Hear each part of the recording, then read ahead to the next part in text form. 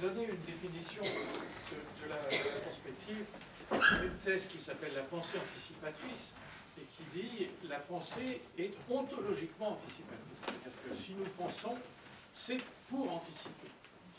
Et pour faire ce qu'il faut pour que cette anticipation nous serve à nos comportements.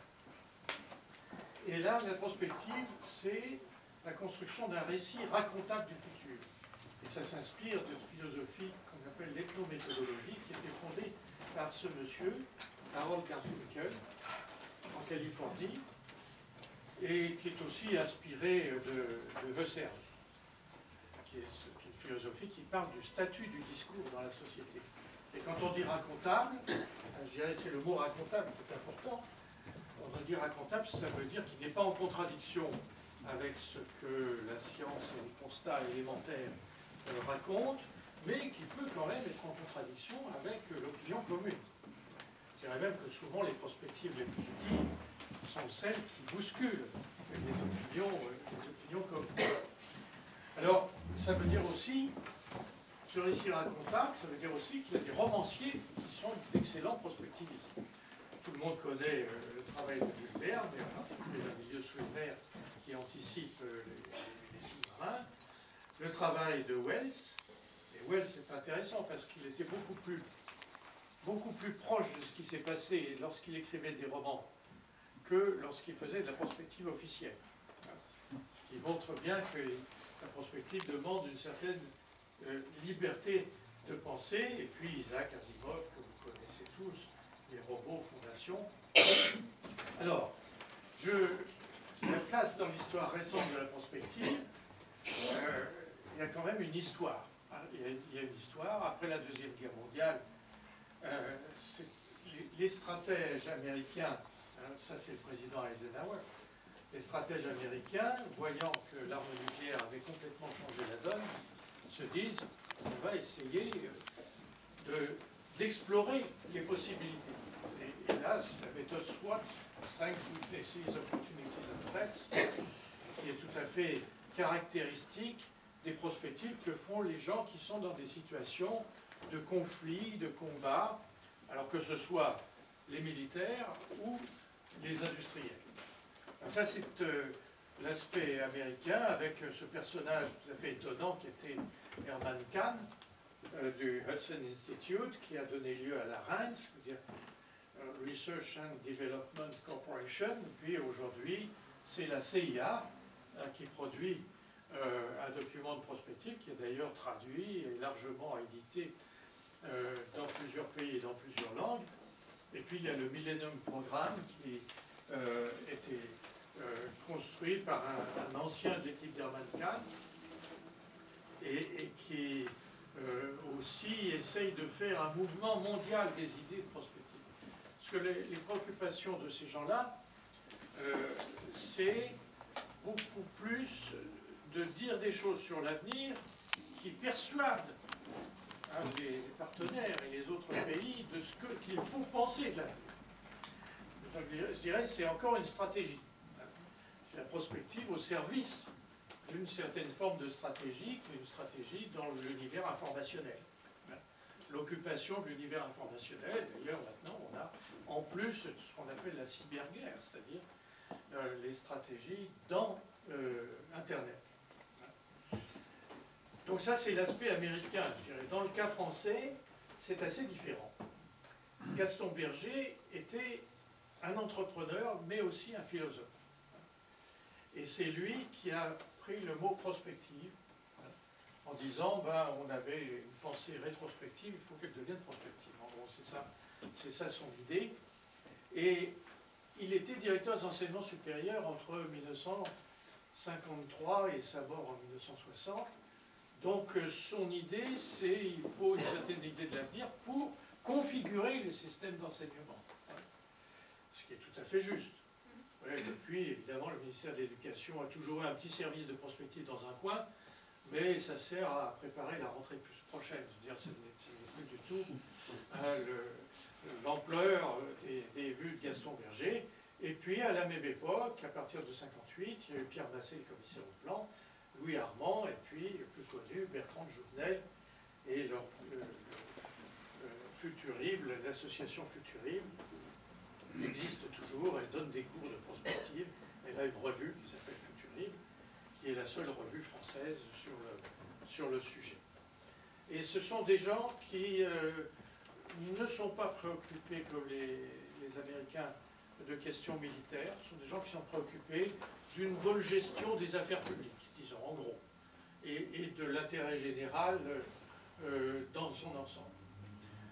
Alors, après, à partir de 1964, donc, on a eu des développements régionaux. Alors, c'est peut-être un peu moins connu à l'échelle parisienne, mais moi j'ai vécu une expérience dans la région du Nord-Pas-de-Calais, où on avait constitué, avec le financement de la DATAR qu'avait fondé Olivier Guichard, on avait constitué des offices régionaux d'aménagement, et je me souviens d'un grand exercice de prospective dans lequel les 120 fonctionnaires du Nord et du Pas-de-Calais s'étaient réunis pendant 2 jours avec un jeu d'aménagement. Et dans ce jeu d'aménagement, il s'agissait de placer les zones d'habitation, les zones industrielles, les lois de communication, les zones vertes. Et lorsque je reviens 40 ans après dans le Nord-Pas-de-Calais, eh bien, ce qu'on avait dit à l'époque s'est réalisé. C'est-à-dire que là, à l'échelle régionale, on a pu avoir une prospective qui débouche vraiment sur des décisions. Ce qui n'a pas été le cas dans beaucoup d'autres configurations, je pense en particulier à la question éducative. Alors, lorsque, en 1968, le préfet de la région du Nord, qui réunissait toujours ses collaborateurs de façon régulière, malgré les événements, nous a dit, mais pourquoi les Français se comportent ainsi? On leur a dit, écoutez, on ne peut pas vous répondre comme ça en improvisant, il faut donner-nous une quinzaine de jours. On a réuni tous nos collègues à Nainville-les-Roches, au sud de Paris, tous nos collègues des missions régionales. Maintenant, ça s'appelle les SGAR, hein, à l'époque, ça s'appelait les missions régionales. Et puis on a travaillé 2 jours, et on a sorti un papier en disant, mais c'est pas étonnant, les gens n'ont pas de responsabilité dans les régions, donc ils sont extrêmement mécontents d'avoir à faire des documents bureaucratiques pour le moindre bâtiment d'HLM, il fallait un dossier de 3 kg en 120 exemplaires, dont on savait que la direction de l'aménagement foncier ne le lirait pas, mais qui déciderait quand même. Et donc tout le monde était extrêmement frustré et mécontent de cette situation, donc on a dit il faut faire la régionalisation. Et le référendum de Gaulle de 1969 portait sur la régionalisation. Le document, je ne sais pas exactement ce qui s'est passé, mais comme évidemment les renseignements généraux étaient là, le document est certainement remonté dans la hiérarchie administrative, et De Gaulle, qui n'aimait pas Gaston Manerville, a voulu en même temps supprimer le Sénat. Grave erreur, parce que évidemment tous les notables de France n'ont qu'une envie, c'est de s'asseoir dans un siège de sénateur à un moment de leur vie. Et donc supprimer le Sénat, c'était leur couper l'avenir. donc De Gaulle a une faible minorité, a dû démissionner, et il faut attendre de faire, c'est-à-dire en 82, hein, entre 69 et 82, pour qu'il y ait une loi sur la régionalisation qui donne effectivement des pouvoirs aux régions. Donc vous voyez là un élément de prospective qui existait, qui est resté sous-marin pendant un certain nombre d'années, puis qui est ressorti à la faveur d'un changement de majorité dans notre beau pays. Alors, à cette époque-là, il y avait aussi le célèbre rapport du Club de Rome, hein, rédigé par le dénommé Meadows. Alors, à l'époque, Meadows avait 29 ans. Et là, c'est Meadows l'année dernière. Et Meadows, qui est venu à Paris l'année dernière pour expliquer ce qu'il avait fait il y a 29 ans et dire que c'était un scandale et que les chefs d'État n'avaient rien fait et qu'il était furieux, hein, et que les courbes qu'il avait tracées à cette époque pour trouver la population, hein, l'an 2000, l'an 2100, la population qui augmente, qui redescend, la production industrielle qui redescend, donc il avait... Et ils disent, on est en train d'avoir ce scénario-là. Ce que dit Meadows. Et effectivement, vous avez vu à quel point les décisions internationales sur tous ces problèmes, c'est-à-dire la saturation, la pollution était là, dans le dossier de 1970. Donc ça, c'est un exemple de prospective que les gens n'ont pas envie d'entendre, mais qui a quand même été fait. Qui a quand même été fait en 1970. Alors, ça a été traduit en français par Halte à la croissance, c'est encore une histoire d'éditeur, je m'excuse. Alors que c'était Limits to Growth, c'est-à-dire les limites de la croissance. L'idée de base du Club de Rome, c'était les exponentielles s'arrêtent toujours un jour. On ne peut pas aller jusqu'à des quantités que le globe terrestre ne supporterait pas.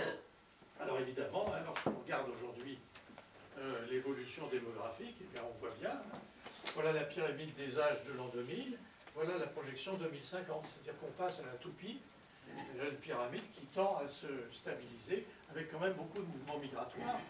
Là, c'est les pays d'immigration sont en orange et les pays d'émigration en vert. Sol migratoire quand même assez important. Alors quand on fait une simulation, nous on l'a fait avec une tendance de fécondité de 1,8 enfants par femme à long terme, ce qui est assez cohérent, parce que ce qui se passe, et les études des Nations Unies sont assez claires sur ce sujet, c'est que la démographie est liée à l'éducation des filles, pour être tout à fait clair. Il y a l'exemple célèbre au Mexique où, à la suite d'un effort éducatif, ça a baissé de 25% en 5 ans. Donc là, le contrôle des naissances, on a les moyens techniques de contrôle des naissances. Bien des femmes souhaiteraient contrôler la naissance mieux qu'elles le font. Il suffit qu'elles en ont les moyens et l'information pour que ça se fasse. Alors ça, c'est une projection en disant, à moyen terme, on va converger vers 1,8 enfants par femme sur toute la planète. Alors évidemment, l'Afrique converge plus lentement. L'Europe a déjà moins de 1,8 enfants par femme. Donc on a là une inversion de la pyramide des âges avec un maximum qui se situerait vers 2060. Et puis après, un réajustement parce que, évidemment, les ressources naturelles de la planète ne permettent pas de supporter 8, 9 ou 10 milliards d'habitants. C'est plutôt du côté de 4 ou 5 que l'équilibre écologique avec les ressources naturelles peut se trouver. Alors en plus, si on regarde ce qu'a fait le GIEC, c'est-à-dire le groupement de recherche sur le climat, groupement international de recherche sur le climat, eh bien on voit qu'on va avoir des réfugiés climatiques. En particulier, sécheresse en Inde, pluie en Chine, sécheresse au Maroc, pluie en Angleterre, sécheresse en Afrique du Sud, pluie au Congo, etc. Donc des choses qui ne sont pas évidentes, qui ne sont pas uniformes sur toute la planète, et par conséquent des conditions qui vont obliger certaines populations à se déplacer pour trouver des conditions de vie plus faciles. Et puis nous avons aujourd'hui un certain nombre de villes, c'est ce qu'on appelle les shrinking cities. Et là c'est une équipe avec certains membres de l'OCDE qui a fait une carte des villes en difficulté. L'exemple évidemment que tout le monde connaît, c'est celui de Detroit, avec le déclin de l'industrie automobile. Mais c'est loin d'être le seul, et puis toutes ces images qui nous viennent des États-Unis vous montrent bien à quel point donc cette idée qu'on va avoir des villes de plus en plus énormes, à plus de la moitié de la population mondiale depuis 2 ans dans les villes. Et cette implosion urbaine, ben, elle a ses limites. Et ces limites, on les voit dans ces villes en difficulté. On est donc en face d'un problème qui est vraisemblablement de reconquérir l'espace rural et d'y habiter d'une manière équilibrée avec la nature. Alors là, on retrouve les penseurs, pour ça, ma galerie de portraits, on retrouve les penseurs d'autrefois, est-ce que